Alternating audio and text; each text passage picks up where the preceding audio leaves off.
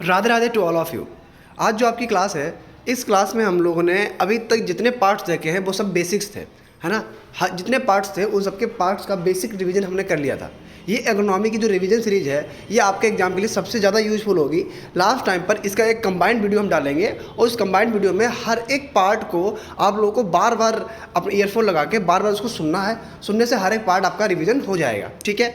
तो आज जो आपका पार्ट है वो है पार्ट 9 और इस 9 वाले पार्ट में हम लोग राइस कल्टीवेशन के बारे में देखेंगे, ठीक है। राइस कल्टीवेशन जो कि एग्रोनॉमी के पॉइंट ऑफ व्यू से सबसे इंपॉर्टेंट क्रॉप मानी जाती है और इस क्रॉप में राइस के बारे में जितने पॉइंट्स अच्छे अच्छे बनेंगे उनको देख लेंगे। साथ ही साथ अगर आपको किसी प्रकार की कोई दिक्कत होती है तो इंस्टाग्राम पे आकाश वाजपेयी सर्च करके आप अपनी समस्याओं का समाधान बिना किसी हिस्टेशन के प्राप्त कर सकते हो। और एक बात, आपको अगर कोई भी कोर्स चाहिए तो एग्री कोचिंग चंडीगढ़ पे हम पढ़ा रहे हैं, वहाँ पर आकाश 5 कूपन कोड अप्लाई करके आप 5% का डिस्काउंट के साथ साथ हर एक फैसिलिटीज़ को बहुत आसानी से एक्सेस कर सकते हो मेरे साथ, ठीक है। चलिए शुरू करते हैं राइस कल्टीवेशन। राइस की अगर बात करेंगे तो राइस का जो साइंटिफिक नेम होता है वो होता है ओराइजा सटाइवा। क्या होता है? ओराइजा सटाइवा होता है। अगर हम लोग मेनली राइस की बात करें तो राइस की 2 स्पीसीज ऐसी हैं जो कल्टीवेटेड है ना, जो मेनली कल्टीवेटेड की जाती है और इन्हीं स्पीसीज में 2 नाम आते हैं। एक आता है ओराइजा सटाइवा का और एक आता है ओराइजा ग्लेबेरिमा का, ठीक है। फटाइवा मेनली अपने यहाँ होती है और ग्लेबेरिमा जो है वो इंडोनेशिया साइड में की जाती है।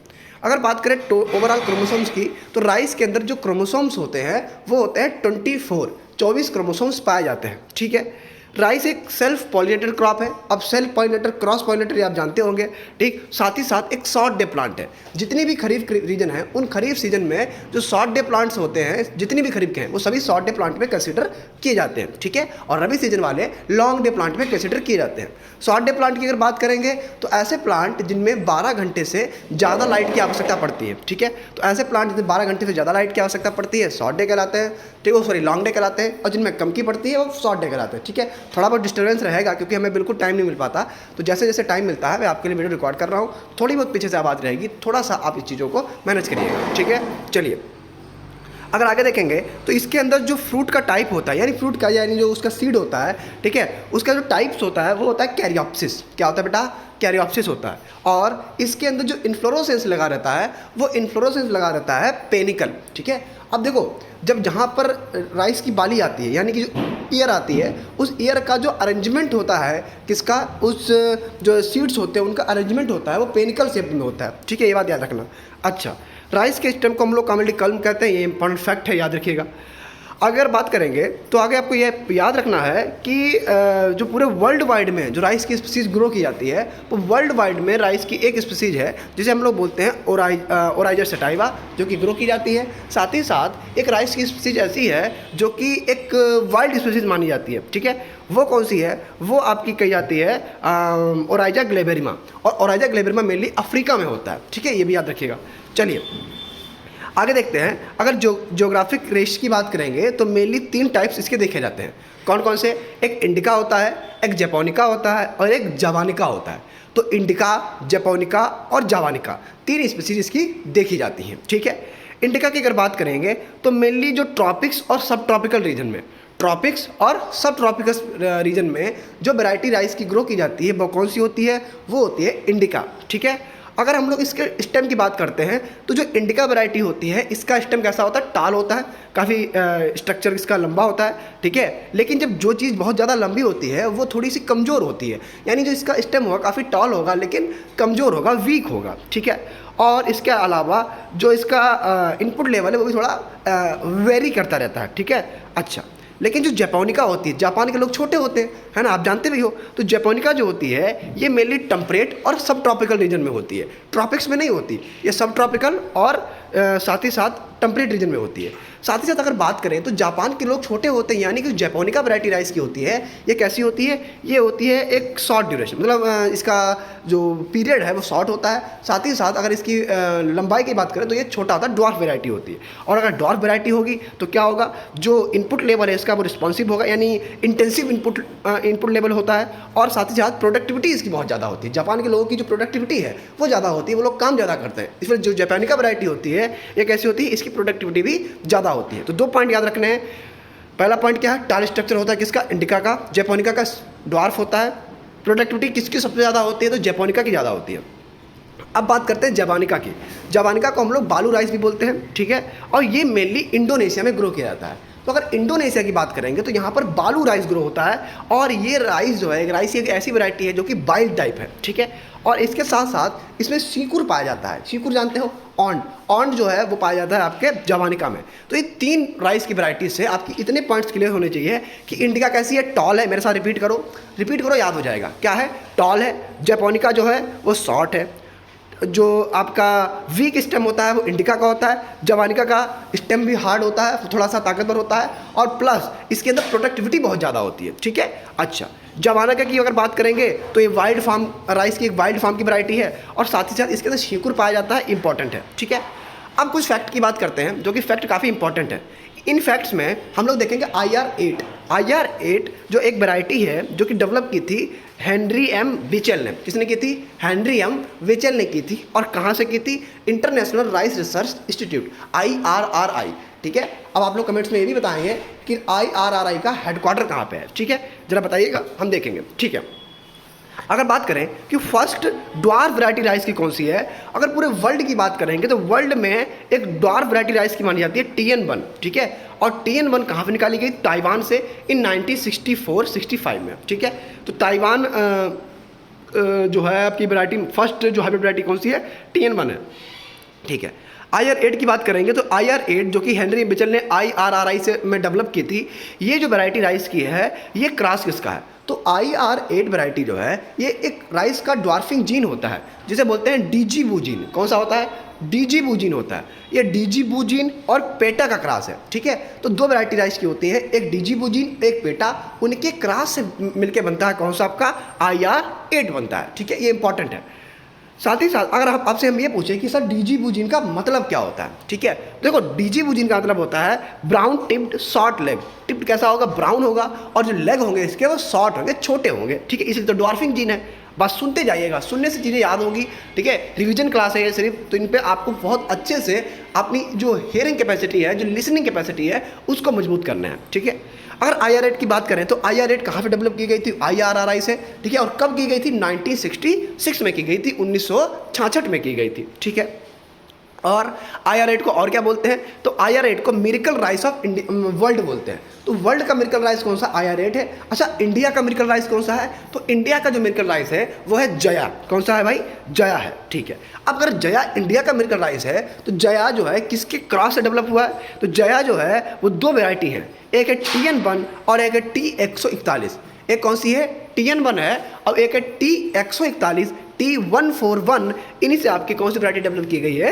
जया डेवलप की गई है, जिसे मिरेकल राइस ऑफ इंडिया बोलते हैं, ठीक है। अगर प्रोडक्टिविटी की बात करें तो जया की प्रोडक्टिविटी क्या करें आपके उससे IR8 से ज़्यादा होती है, लेकिन क्या है, वर्ल्ड का IR8 ही है। क्यों? क्योंकि वो हर एक क्लाइमेट में आसानी से अडॉप्ट कर सकता है, आसानी से हो सकता है। जया के लिए सुटेबल क्लाइमेट इंडिया वाली मानी जाती है, इसलिए वर्ल्ड की बात करेंगे तो IR8 है, और इंडिया की बात करेंगे तो जया है, ठीक है। आगे देखते हैं। Jaya is India first high yielding semi dwarf variety है, ठीक है, जो कि डॉक्टर शास्त्री ने डेवलप की थी, ठीक। डॉक्टर शास्त्री ने इसको डेवलप किया था 1968 में। पूसा बासमती वन की बात करेंगे, ठीक है, ये फर्स्ट एरोमेटिक वैरायटी है जो कि महक वाली मानी जाती है, ठीक है, सुगंध वाली मानी जाती है। कौन सी है? पूसा बासमती वन है। World first high yielding dwarf variety है, ठीक, जो कि कहाँ पे डेवलप की गई? Indian agriculture research institute IARI से डेवलप की गई है। कौन सी? पूसा बासमती वन। कैसी है? फर्स्ट एरोमेटिक वैरायटी है। मेरे साथ रिपीट करते जाना, ठीक है। अच्छा, अगर नेराका की बात करेंगे तो इसे बोलते हैं न्यू राइस फॉर अफ्रीका, ठीक है। A cultivar group of interspecific hybrid rice developed by African rice centre, ये अफ्रीकन राइस सेंटर में डेवलप किया गया, ठीक है। डॉक्टर मोनी जॉन्स को इसी सेक्टर में क्या किया था? वर्ल्ड इसको फूड प्राइज मिला था 2004 में, ठीक है। अच्छा, अगर हम STARSA की बात करेंगे तो STARSA की बात करेंगे तो stand for stress tolerant rice for African and south Africa, ठीक है। क्या बोलेंगे? Stress tolerant rice for African and south Africa, ठीक है। अच्छा, इस पर कई प्रोजेक्ट चलाएंगे तो वो आपको स्क्रीनशॉट लेके पढ़ सकते हैं। हाँ, आगे अगर मैं इसके मिसलेनियस पॉइंट की बात करते हैं तो जो इसकी फर्स्ट हाइब्रिड वैरायटी थी बासमती राइस की पूरे वर्ल्ड में, वो थी PRS10। कौन सी थी बेटा? PRS10 थी, PRS10 थी, ठीक है। कौन सी थी? First hybrid of basmati rice in world, ठीक है। अगर देखेंगे म्यूटेंट वैरायटी, तो राइस की जो म्यूटेंट वैरायटी है वो दो हैं, जगन्नाथ और सत्तारी, जो काफ़ी इंपॉर्टेंट है। जगन्नाथ और सत्तारी दोनों वैरायटी कैसी हैं, राइस की म्यूटेंट वैरायटी है और काफ़ी इंपॉर्टेंट मानी जाती है। ठीक है, इसकी जो बैक्टीरियल ब्लाइट रेसिस्टेंट वैरायटी है, ठीक है, आपके sorry brown leaf hopper, brown leaf borer बोलते हैं, BLB, ब्राउन लीफ, एक मिनट इसको मैं चेक कर लेते हैं, BLB क्या, मेरे को रिकॉल नहीं हो रहा ना, ठीक है एक मिनट रुकिएगा। ब्राउन लीफ, हाँ ब्राउन लीफ ब्लाइट बोलते हैं साहब, ठीक है, ब्राउन लीफ ब्लाइट है। ये टॉलरेंट कैसी है, TKM6, ठीक है, तो ब्राउन लीफ ब्लाइट की टॉलरेंट कौन सी है, TKM6 है। ठीक है, हाँ सेंट्रल राइस रिसर्च इंस्टीट्यूट, ठीक, अगर सेंट्रल राइस रिसर्च इंस्टीट्यूट की बात करेंगे, ठीक है, तो इसकी स्थापना 1946 में कटक उड़ीसा में हुई थी। कब हुई थी, कटक उड़ीसा में हुई थी। ठीक है, किसके साथ, CRRI की। अच्छा, अगर आपसे पूछा जाए कि all India coordinate research improvement project, ठीक, ये कब कहाँ पे स्थापना है इसकी, या ऑल हैदराबाद में, यहीं पे डायरेक्टरेट राइस रिसर्च इंस्टीट्यूट था। ठीक है, अब उसको नाम चेंज हो गया है, वो आपका इंडियन हो गया है। ठीक है, तो कब है सर, ये कहाँ पे, हैदराबाद में। अगर बात करेंगे all India coordinate research improvement project कहाँ पे कब स्टेब्लिश हुआ था, राइस के लिए, तो 1965 में हुआ था। ठीक है, तो AICRP था, राइस के लिए 1965 में था। ठीक है, IRRI की बात करेंगे, इंटरनेशनल राइस रिसर्च इंस्टीट्यूट की बात करेंगे, तो इसकी स्थापना 1960 में हुई थी। कब हुई थी, 1960 में हुई थी। ठीक है, और इसके आगे अगर देखेंगे तो राइस एक सेल्फ पोलिनेटेड क्रॉप है। ठीक है, और इसके साथ साथ इसमें 6 फंक्शनल स्टेमन पाए जाते हैं। तो ये क्वेश्चन कभी कभी बॉटनी से आ जाता है कि राइस में कितने स्टेमन पाए जाते हैं, तो 6 स्टेमन इसके अंदर पाए जाते हैं। ठीक है, ये बोलते हैं पुंकेसर पाए जाते हैं। ठीक, the concept of super rice का जो कॉन्सेप्ट दिया था वो GH खुश ने दिया था। ठीक है, बहुत खुश आदमी थे, इन्होंने सुपर राइस का कॉन्सेप्ट दे दिया। ठीक है, अच्छा अब बात करते हैं गोल्डन राइस की। तो गोल्डन राइस क्या है, फिर golden rice mainly vitamin A की पूर्ति के लिए बनाया गया था। इसके अंदर बीटा कैरोटीन पाया जाता है, जो कि विटामिन A का प्रिकर्सर माना जाता है। ठीक है, अच्छा, और ये बायोटेक से डेवलप किया गया था। ये इसके अंदर क्या होता है, इसके अंदर अगर बात करेंगे तो gene PSY and CRTI gene, 2 gene होते हैं। एक सॉइल बैक्टीरियम इरिवेनिया अर्डोबोरा से अलग किए गए थे। ठीक है, यहाँ से इसके अंदर 2 जीन डाले गए और वहाँ से इसकी वैरायटी डेवलप की गई। ये वैरायटी जो थी गोल्डन राइस की, वो इंडोपोटिकास ने और पीटर वेयर ने डेवलप की थी। तो इंडोपोटिकास का नाम आप सब जानते हो, पीटर वेयर के नाम से कभी कभार कन्फ्यूजन होती है। तो पीटर वेयर और इंडोपोटिकास ने वैरायटी डेवलप कौन सी की थी, वो की थी गोल्डन राइस की। ठीक है, अगर बीटा कैरोटीन की बात करते हैं तो बीटा कैरोटीन जो है वो आपके राइस के अंदर, जो आप गोल्डन राइस होता है उसमें अराउंड 37 ppm के आसपास पाया जाता है। ठीक है, 37 ppm के आसपास पाया जाता है। तो ये भी क्वेश्चन पूछ सकता है अगर जब अच्छा पेपर आएगा कि गोल्डन राइस को डेवलप किसने किया, इंडोपोटिकास और पीटर वेयर ने किया। ठीक है, गोल्डन राइस के अंदर किसका प्रकर्सर है, कैरोटीन का है, बीटा कैरोटीन विटामिन A पाई जाती है। ठीक है, और इसके अंदर कौन से जीन डाले गए थे, PSY और CRT जीन डाले गए थे। ठीक है, और साथ ही साथ इसके अंदर विटामिन A के कंटेंट कितना होता है, तो 37 ppm 37 ppm होता है। ठीक है, ये बहुत अच्छी जानकारी है, इसको आराम से याद रखिएगा। हाँ, कौन कौन सी कंट्रीज में मिली अप्रूव कर दिया गया गोल्डन राइस, तो कनाडा, ऑस्ट्रेलिया, न्यूजीलैंड, USA, इन्होंने इसको अप्रूव कर दिया। ठीक है, अच्छा ब्लैक राइस की बात करेंगे तो नया कॉन्सेप्ट है ब्लैक राइस। अब तो इंडिया में खूब अच्छे से इसको ग्रो किया जा रहा है, पंजाब वाले रीजन में।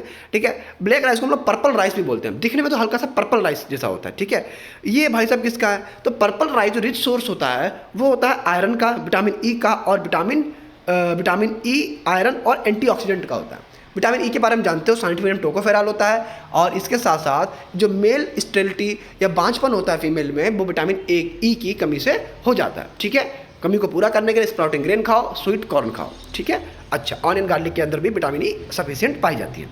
हाइब्रिड राइस की अगर बात करते हैं तो ये हाइब्रिड राइस जो है डेवलप किया गया था चाइना। अभी इसको हम एक बार रिपीट करेंगे, पूरा समराइज करेंगे इंपॉर्टेंट फैक्ट के लिए। ठीक है, हाइब्रिड राइस की बात करेंगे तो चाइना में 1974 में वाई पिंग के द्वारा हाइब्रिड राइस को सबसे पहले डेवलप किया गया था। ठीक है, इसके साथ साथ अगर हम लोग देखेंगे तो ज़्यादातर जो इसके जीन हैं वो CMC यानी साइटोप्लाज्मिक जेनेटिक मेल स्टेरिलिटी से डेवलप किए गए थे। ठीक है, नेक्स्ट टू चाइना, इसके चाइना के बाद इंडिया का सेकंड स्थान है कमर्शियल हाइब्रिड राइस के प्रोडक्शन में।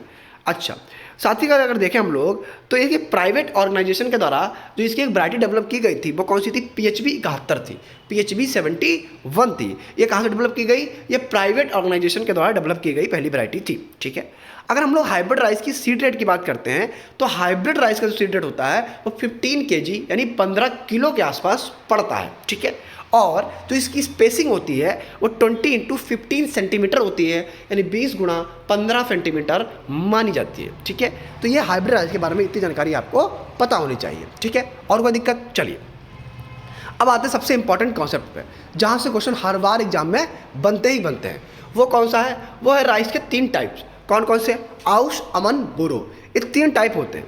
तो अगर 3 टाइप की बात करेंगे तो पहली चीज़ याद रखना कि आउश को कब बोते हैं, कब काटते हैं, अमन को कब बोते हैं, कब काटते हैं, और बोरो को कब बोते हैं, कब काटते हैं। तो यहाँ पर एक चीज़ आपके दिमाग में होनी चाहिए कि जो आउश होता है, ठीक, वो आपका ग्रो किया जाता है आपका कब? मई जून में। कब किया जाता है? मई जून में ग्रो किया जाता है। ठीक है, प्लांटिंग इसकी की जाती है। और साथ ही साथ जो इसकी हार्वेस्टिंग की जाती है वो हार्वेस्टिंग की जाती है इसकी सितंबर अक्टूबर में। तो यहाँ से एक चीज़ आपके दिमाग में क्लियर होनी चाहिए कि आपको जो हम अभी एक फंडा भी बताएंगे, इनको याद भी करवा देंगे, पहले इसको वॉइस ओवर कर लेते हैं कि मई जून में आपने इसको प्लांट किया और सितंबर अक्टूबर में इसको हार्वेस्ट कर लिया।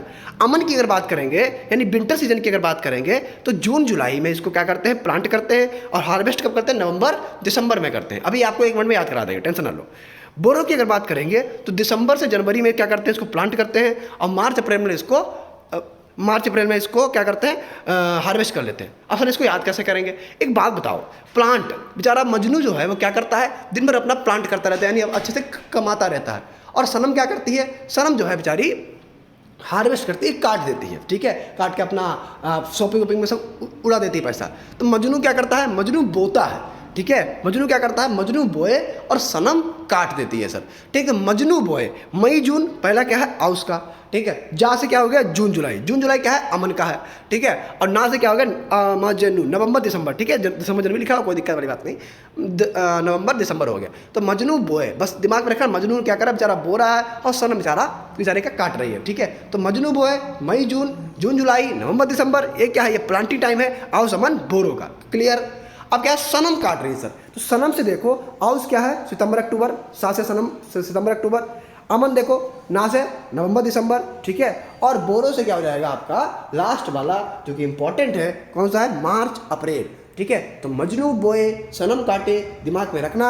मजनू से क्लियर है, मई जून, जून जुलाई, दिसंबर जनवरी, आउस अमन बोरो का। ठीक है, और हार्वेस्टिंग टाइम अगर क्या करेंगे तो क्या हो जाएगा? सनम से सितंबर अक्टूबर, नवंबर दिसंबर, और माह से मार्च अप्रैल। बस इस चीज़ को अपने दिमाग में रखना, बार बार रिपीट करना, आराम से चीज़ें याद हो जाएगी बहुत स्मूथ तरीके से। ठीक है, अच्छे आगे देखो, यहाँ से भी क्वेश्चन काफ़ी अच्छे अच्छे बनते हैं, जैसे कि राइस के ट्रांसप्लांटिंग एज से। ठीक, अब राइस की अगर बात करेंगे तो राइस में खरीफ सीजन में भी होता है सर, रबी भी होता है, मेनली खरीफ का होता है, लेकिन जो वेस्ट बंगाल रीजन में वहाँ पर हर एक सीजन में राइस को उगाया जाता है। ठीक है, अच्छा, जो खरीफ सीजन की बात करेंगे तो इसकी जो ट्रांसप्लांटिंग की नर्सरी होती है वो लगभग 21 से 25 दिन में, 21 से 25 दिन में इसकी नर्सरी तैयार हो जाती है। ठीक है, तो लगभग जो राइस के लिए खरीफ राइस है उसके लिए जो नर्सरी तैयार होती है वो 21 से 25 दिन में तैयार होती है। ठीक बात है, लेकिन जो रबी सीजन का राइस होता है, रबी सीजन में जो इसकी नर्सरी तैयार होती है वो तैयार होती है 30 से 35 दिन में, 30 से 35 डेज में। ठीक है, तो 21 से 25 डेज आफ्टर सोइंग में कौन सी है? ये आपकी खरीफ सीजन की है, और 30 से 35 में कौन सी है?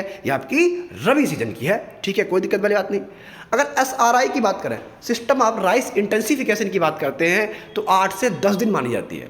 ठीक है, SRI कौन सी है? SRI 8 से 10 दिन में आराम से कल्टीवेट हो जाती है, कोई दिक्कत वाली बात नहीं। ठीक, कल्टीवेट क्या मतलब ग्रो हो जाती है, नर्सरी लगाने के लिए तैयार हो जाती है। ठीक है, डेपों की बात करते हैं 11 से 14 दिन में, 11 से 14 दिन में, और ड्राई लैंड रीजन की बात करेंगे तो 30 से 35 दिन में। एग्जाम में ड्राई लैंड वाला काफ़ी पूछ लेता है, तो जो ड्राई लैंड वाली रीजन होती है वहाँ पर 30 से 35 डेज में आपकी नर्सरी तैयार लगाने के लिए तैयार हो जाती है। ठीक है, SRI में मेरे साथ बोलो, SRI में 8 से 10 दिन, रबी में 30 से 35, रबी में 30 से 35, और ड्राई लैंड में 30 से 35, दोनों में बराबर है सब। ठीक है, खरीफ में 21 से 25 है, 21 से 25 है। क्लियर है? SRI में 8 to 10 डेज है, और डेपोंग में 11 to 14 है, यानी सबसे कम किसमें? SRI में है। फिर आपका डेपोंग में है 11 से 14, SRI में 8 से 10, डेपोंग में 11 से 14। मैं फिर रिपीट करो, रबी में 30 से 35, ड्राईलैंड में 30 से 35, वेरी गुड। खरीफ में 21 से 25, बार बार रिपीट करते जाओ, बार बार चीज़ दिमाग में रहेंगी। जब भी टाइम मिले इसको ईयरफोन लगा के जितनी बार हो सके उतनी बार सुनो। ठीक, पूरी जितनी आपकी सिलेबस में दे रखा है आपको एज इट इज़ याद हो जाएगा। ठीक है, कॉन्सेप्चुअल की बात इसलिए नहीं कर रहे क्योंकि उसमें बहुत समय जाता है। ठीक, रिविजन अभी लिए इंपॉर्टेंट है क्योंकि एग्जाम अभी आपका आने वाला है। ठीक है, चलिए अगर बात करते हैं हम लोग इसके एरिया रिक्वायरमेंट की, ठीक है। तो कन्वेंशनल एरिया 1000 मीटर स्क्वायर चाहिए होता है अगर आपको 1 हेक्टर वो लगानी है, ठीक है। अच्छा, ड्राई बेड की बात करें तो 1000 है, वेट की बात करें तो 1250 से 1500 मीटर स्क्वायर चाहिए, ठीक है। एसआरआई इंपॉर्टेंट है, 100 मीटर स्क्वायर चाहिए और डेपोंग में 40 मीटर स्क्वायर चाहिए। यानी अगर यहाँ देखो सर, डेपोंग में सर ट्रांसप्लांटिंग जल्दी तैयार, थोड़ा 11 से 14 दिन में तैयार हो रही है, ठीक है। और एसआरआई में 8 से 10 दिन में हो रही है, लेकिन सबसे कम एरिया चाहिए वो डेपो को चाहिए, कितना 40 मीटर स्क्वायर, और एसआरआई को 100 मीटर स्क्वायर, ठीक है। ऐसे रिलेट करके याद रखना। चलिए, विजनिंग क्या होता है? Practice in direct seeded lowland rice. Lowland rice में क्या करते हैं हम लोग? डायरेक्टली सीडेड प्रैक्टिस करते हैं, क्रॉस प्लॉविंग करते हैं, ठीक, जिसे हम लोग क्या बोलते हैं? विजनिंग बोलते हैं। और विजनिंग से ही पूछता है कि किससे रिलेटेड है, तो राइस से रिलेटेड मानी जाती है, ठीक है। अच्छा, इससे बीड वगैरह कंट्रोल भी आसानी से हो सकता है, ठीक। डेपो मेथड की बात करेंगे, seedling become ready for transplanting 12 से 14 दिन, 11 से 14 दिन या 12 से 14 दिन जो होता है, 11 से 14 डेज माना जाता है किसका? डेपो मेथड से। ये भाई साहब आई कहाँ से थी? तो ये फिलीपींस से आई थी, ठीक। और 1 metre square sufficient for 200 metre square या 100 metre square, both are correct, ठीक है। तो 100 metre square and 200 metre square nursery sufficient for the 1 hectare transplanting, ठीक है। और 1 metre square sufficient for the 200 metre square field, okay, it's okay, ठीक है। For normal planting की बात करेंगे तो 21 से 25 days old seedling are recommended. Normal की बात करें, खरीफ की बात कर रहे हैं, तो नॉर्मल में 21 से 25 डेज जो सीडलिंग होती है वो काफ़ी सफिशिएंट मानी जाती है, वो डेज इसके लिए सफिशिएंट माने जाते हैं, ठीक है। अब बात करते हैं SRI की, सिस्टम ऑफ राइस इंटेंसिफिकेशन की। ये सबसे पहले स्टार्ट कहाँ हुई थी? ये मेडागास्कर में स्टार्ट हुई थी 1983 में।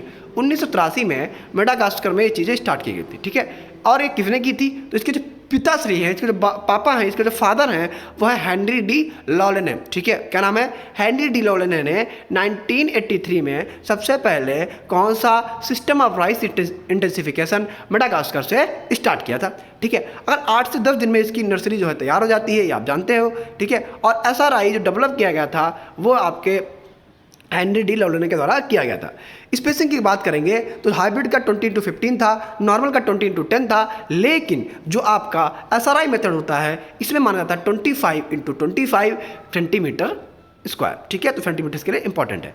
सीड रेट की अगर बात करते हैं तो सर 8-15 किलो हाइब्रिड राइस में थी, ठीक है। जनरली 40 से 45 kg हम लोग मान लेते हैं, ठीक। लेकिन जो SRI मेथड होता है इसमें seed rate 5 kg per hectare के आसपास मानी जाती है, इंपॉर्टेंट है। और इंडिया में सबसे पहले SRI पर वर्क जो स्टार्ट हुआ था वो तमिलनाडु एग्रीकल्चर यूनिवर्सिटी TNAU वहाँ से स्टार्ट किया गया था, ठीक है।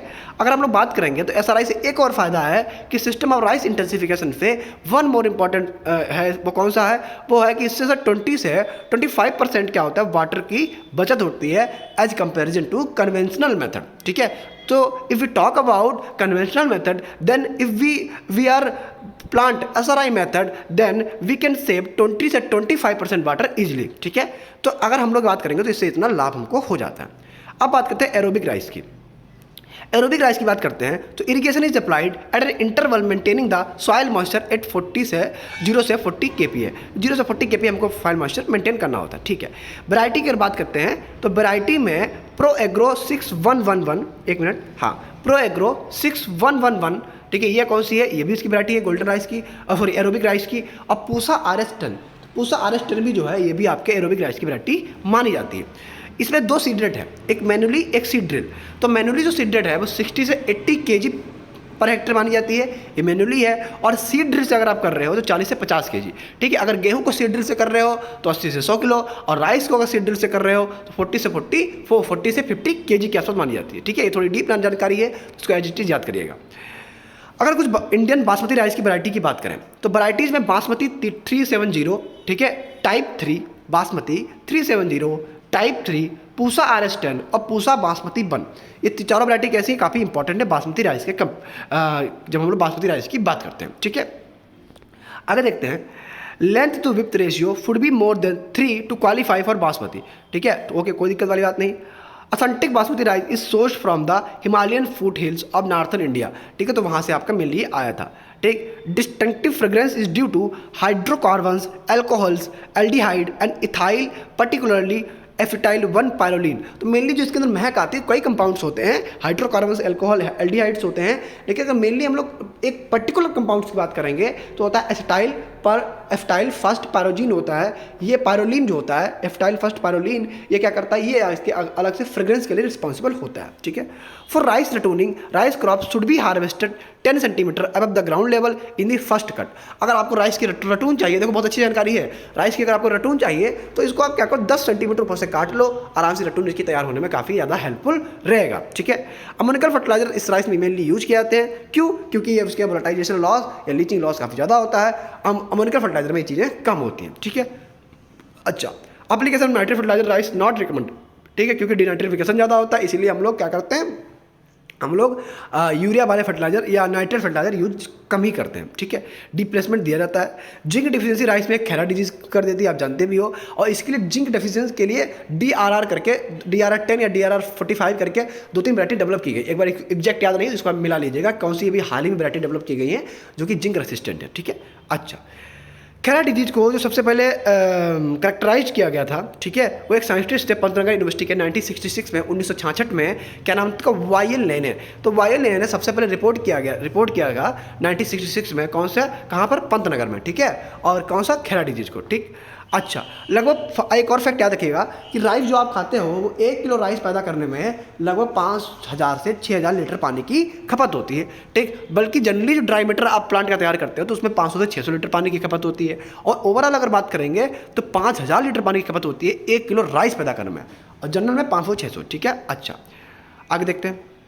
Water requirement for raising seedling 1 hectare land is 40 से 60 हेक्टेयर मिलीमीटर, ठीक है। चलिए पल्टिंग की बात करते हैं। तो पल्टिंग क्या होता है, ये एक टिलेज प्रोसेस है, जिससे क्या होता है पूरा सॉइल स्ट्रक्चर खराब हो जाता है, ठीक। लेकिन इसमें फ़ायदा क्या होता है, पर्कोलेशन काफ़ी कम हो जाता है, वाटर की लॉस काफ़ी कम हो जाती है, और वीड का जो इन्फेस्टेशन है, जो वीड की अकरेंस है वो काफ़ी कम हो जाती है। तो वीड की अकरेंस को कम करने के लिए, पर्कोलेशन को रिड्यूस करने के लिए, और वाटर की अवेलेबिलिटी को बढ़ाने के लिए क्या करते हैं हम लोग, पडलिंग करते हैं, ठीक है। क्योंकि बात क्या, काफ़ी टाइम तक जब उसमें स्ट्रक्चर नष्ट होता है, ठीक, एक मडी स्ट्रक्चर बनता है, तो वाटर रिटेंट कैपेसिटी थोड़ी सी बढ़ती है, ये चीज़ें मानी जाती हैं, ठीक। बाकी स्टार्टिंग में तो वाटर का काफ़ी ज़्यादा लॉस होता है, क्योंकि स्टार्टिंग वाटर से बहुत चाहिए, ठीक। आगे देखिए, help in transplanting and better seedling establishment. अब बढ़िया तरीके से जब क्या होगा, बढ़िया तरीके से उसमें अच्छे से मडी सॉइल होगी, अच्छे से क्या होगा, उसका स्ट्रक्चर काफ़ी अच्छा होगा, ठीक। आराम से हम लोग क्या करेंगे, आसानी से सीड को या आसानी से अपनी नर्सरी को ट्रांसप्लांट कर सकेंगे, तो कोई दिक्कत वाली बात नहीं होगी, ठीक है। आगे देखते हैं। पडलिंग जो है ये क्या करती है, बल्क डेंसिटी को बढ़ा देती है, क्यों, क्योंकि देखो पडलिंग में क्या होता है, सॉइल स्ट्रक्चर खराब हो गया, जब स्ट्रक्चर खराब होगा तो कंपैक्ट, जब पडलिंग आप कंप्लीट कर रहे होगे, स्टार्टिंग में टीनेज वगैरह करके फिर स्टार्टिंग में जब पानी लगा दोगे तो सॉइल के अंदर क्या होगा, कंपैक्टनेस आ जाएगी, ठीक है। अब अगर सॉइल के अंदर क्या हुआ, कंपैक्टनेस आ गई, और जब सॉइल के अंदर कंपैक्टनेस आएगी तो बल्क डेंसिटी अपने आप हो जाएगी कम, और बल्क डेंसिटी जब हो जाएगी कम तो पडलिंग से पहले मान लो बहुत ज़्यादा थी, एकदम से कम हो गई, बल्क डेंसिटी सॉइल की कितनी हो जाएगी, ठीक है, सॉरी बल्क डेंसिटी बढ़ जाएगी यार, कंपैक्टनेस बल्क डेंसिटी बढ़ेगी ना, कम क्यों होगी, हाँ बल्क डेंसिटी बढ़ेगी, पहले से 1.4 थी, अब कितनी हो गई, अब 1.7 हो गई, ठीक है। जैसे जैसे कंपैक्टनेस बढ़ती जाएगी वैसे वैसे बल्क डेंसिटी बढ़ती जाएगी, यानी जो फ्रेबल सॉइल होगी, जो पर्क जिसमें क्या होगा, वाटर हो, जो एरिएशन ज़्यादा होगा वहाँ पर बल्क डेंसिटी काफ़ी कम होगी, ठीक है, और उसके अंदर एरिएशन कम हो जाता है तो बल्क डेंसिटी अपने आप बढ़ जाएगी, 1.4 से 1.7 होने के चांस होते हैं, ठीक है। अच्छा, और अगर बल्क डेंसिटी बन के आसपास है तो काफ़ी डिफिकल्ट होगा उसमें ग्रो करने में, ठीक है। पल्टिंग रिक्वायर्ड 2 से 300 मिलीमीटर वाटर पर हेक्टेयर, ठीक है। टेस्ट वेट की बात करेंगे तो बासमती जो टेस्ट वेट जनरली होता है वो 25 ग्राम होता है, बासमती का 21 ग्राम होता है, ठीक है। हालिंग परसेंटेज की बात करेंगे तो 66% राइस का हालिंग परसेंटेज माना जाता है, ठीक है। हस्क जो होता है राइस का उसमें 20% ऐश होती है, ठीक है, राख होती है, और 90% तक क्या होती है, सिलिका होती है, ठीक है। राइस ब्रान की अगर बात करेंगे तो 12 से 15% तक क्या होती है, प्रोटीन पाई जाती है। प्रोटीन राइस के अंदर कितनी होती है, 12 से 15%, ठीक, किसके अंदर, ब्रान के अंदर। लेकिन जो राइस के अंदर प्रोटीन मानी जाती है वो होती है 6 से 7%। तो ब्रान जो होता है उसके अंदर प्रोटीन ज़्यादा होती है, 12 से 15 होती है, ठीक है, बस। अच्छा, इसके अलावा अगर करें तो राइस ब्रान के अंदर जो ऑयल का परसेंटेज होता है वो होता है 14 से 25%, 14 से 25% तक माना जाता है, ठीक है। राइस ब्रान जो होता है वो विटामिन बी का बहुत अच्छा, क्या मतलब उसे हम लोग कह सकते हैं कि विटामिन बी का बहुत अच्छा क्या होता है, कम्प्लेक्स होता है, ठीक है, ब्रान, ठीक है। तो ब्रान खाया करो, कोई समस्या नहीं होगी। आगे देखो, राइस क्या करता है, ये ब्रॉन्जिंग, ठीक है, ब्रॉन्जिंग की जब आयरन कंटेंट क्या होता है 300 ppm से ज़्यादा होता है तो उसको ब्रॉन्जिंग को सिम्टम ब्रॉन्जिंग के दिखा देता है, ठीक है। अच्छा, एक इसकी वैरायटी है, कौन सी? फल्गुना। फल्गुना वैरायटी जो है, ठीक, वो क्या करती है? वो आयरन की टॉक्सिसिटी को दिखा देती है, ठीक है, मतलब वो टॉलरेंस होती है, यानी भाई जब फल्गुना वैरायटी लगाओगे तो आयरन की टॉक्सिसिटी को क्या करती है? वो टॉलरेंट कर लेती है, ठीक है। अच्छा, अब आ जाओ पैराबॉइल्ड राइस, ठीक, बस खत्म होने वाला है, बस लास्ट पॉइंट है। पैराबॉइल्ड राइस की बात करेंगे, आल्सो कॉल्ड कन्वर्टेड राइस और इजी कुक राइस, आराम से इसको आप कुक कर सकते हो, कन्वर्टेड राइस कहलाता है, ठीक है। अच्छा, नुकसान क्या है सर? इसमें विटामिन B12 नष्ट हो जाती है, ठीक। अगर हम लोग क्या करते हैं, parboiled rice derives nutrient specially thiamine from the bran to endosperm, ठीक है। थायमीन जो है ब्रान और एंडोस्पर्म में, इसको हम लोग ड्राइव कर सकते हैं, ठीक है। अच्छा, parboiled rice conserve the vitamin B12, vitamin B12 जो है हम लोग ऊपर जब उसको उबालते हैं तो विटामिन B12 जो है कंजर्व हो जाती है, अलग हो जाती है, ठीक है। चलिए, और कोई दिक्कत यहाँ तक? ठीक, तो ये यहाँ पर एक क्विक रिवीजन हम लोग राइस का फटाफट लेते हैं 2 मिनट के अंदर, ठीक। जितना हमें याद आए उतना बता देंगे फटाफट से, जितना रिवीजन आपके लिए इंपॉर्टेंट होगा। राइस का साइंटिफिक नेम क्या था? साइंटिफिक नेम फर्जी इसका था ओराजा सटाइवा। फैमिली क्या थी? फैमिली इसकी ग्रेमिनी थी, क्रोमोसोम 24 थे, और साथ ही साथ इसका ओरिजिन इंडो बर्मा रीजन था, ठीक है। मेनली अगर राइस के अंदर सेल पॉलिनेटेड क्रॉप होती है, फ्रूट का टाइप कैरियोप्सिस होता है, इन प्रोसेस पेनिकल होता है, ठीक है। और राइस के अंदर प्रोटीन 6 से 7% होती है। राइस ब्रान के अंदर प्रोटीन 11 से 12 होती है, 12 से 14% होती है। राइस ब्रान के अंदर ऑयल कितना होता है? 14 से 25% तक होता है। और राइस ब्रान जो होता है, ठीक, वो काफ़ी अच्छा सोर्स माना जाता है प्रोटीन का, ठीक है। आगे देखेंगे इंडिका, जापानिका, जावानिका। तो इंडिका जो होता है ये विग स्टेम होता है, जापानिका का स्टेम कैसा होता है? छोटा होता है, ड्वार्फ होता है, ठीक। सबसे ज़्यादा प्रोडक्टिविटी जापानिका की होती है, ठीक है। और फर्स्ट ड्वार्फ वैरायटी कौन सी राइस की? वो TN1 है। IR8 कौन सी है? IR8 वर्ल्ड का मिरेकल राइस है, वर्ल्ड का मिरेकल राइस है। और इसके साथ साथ डीजीबू जीन जो है, डीजीबू जीन ये ड्वार्फिंग जीन के लिए रिस्पॉन्सिबल है, और जो कि क्रॉस किसका है? डीजीबू जीन और पेटा के क्रॉस से क्या डेवलप की गई है? IR8 डेवलप की गई है, ठीक है। और जया जो है वो किससे डेवलप की गई है? जया डेवलप की गई TN1 और टाइप 141 से। इतने पॉइंट याद रखना बहुत इंपॉर्टेंट है। बाकी एक पॉइंट आओ समन बोरो से याद रखना, मजनू बोए सनम काटे वाली ट्रिक याद रखना, कोई समस्या नहीं होगी, ठीक। किसी प्रकार की कोई समस्या होती है, इंस्टाग्राम पे आकाश भाषा सर्च करके आप समस्याओं का समाधान प्राप्त कर सकते हो। प्लस ये बुक कंप्रेसिव इकोनॉमी है, ठीक। इस बुक को आप अमेजॉन से परचेज कर सकते हो, काफ़ी अच्छी बुक है, ठीक। और साथ ही साथ SR रेड्डी और रेड्डी की रिवीजन सीरीज को आगे बढ़ाते हुए नेक्स्ट पार्ट जल्दी लेके आएंगे। Radhe Radhe, thanks to all. अच्छे से रहिएगा, अच्छे से अपना ख्याल रखिएगा, ठीक है।